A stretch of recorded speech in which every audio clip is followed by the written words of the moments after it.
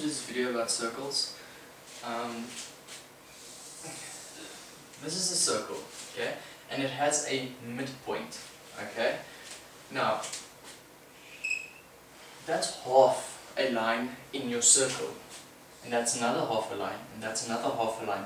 We call these lines the radius, okay, and every radius has the same length, okay, and then you get a full length line in your circle, and we call that the diameter, okay. Now, the diameter, okay, derived from this, we can see that it is 2 times a radius, so 2 times a radius, and then a radius we can see is half of the diameter, okay.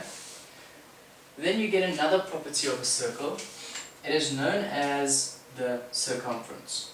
Okay, so let's say I start there, I take a piece of string, okay, and I put it around my circle till there, okay. I call that the circumference, okay. The circumference has a formula, C equals 2 pi r, where r is your radius. Now, I want to show you guys something for your assignment, okay? If you have a bottle, you can get the circumference with the string, place your string there, take it around, till there, you can make it loose again, and then you can just measure it with your ruler, okay? Then, you have to get the diameter. So let's say we did this now, okay, and we got a circumference equal to 330. This is not a 2-liter bottle though, okay. So let's say we got 330, okay. Now I have to get that diameter, okay, diameter, okay.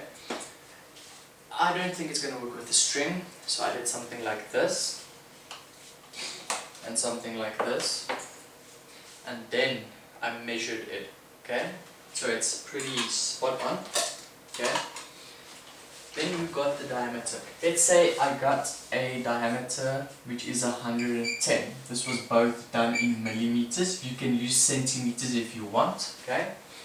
Now, okay, we got the diameter, so we can just go and do this. Half of this is 55 millimeters. Now I have my radius, okay. So now we got everything, okay. So I said my circumference was 330. Let's use the formula C equals 2 pi times 55, okay. So technically my circumference is 2 times 55, so we can just fill it in already, it's 110 pi, okay. So this is where the trick comes in with circles. If you divide the I just forgot that word, circumference with the diameter, you will always get pi. Look at this. So circumference is 310, and if you divide it by your diameter, you get 3, okay? But it's approximately 3, because pi has a value 3,14159 blah blah blah. So you do get 3. If you're going to use, but sir, this is the circumference, okay, which was 110 pi, fair enough. 110 pi divided by a diameter, 110,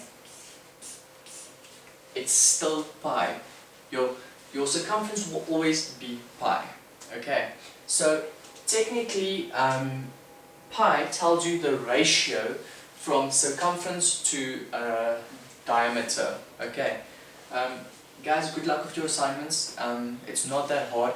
Everything you need is on the board. So yeah, good luck.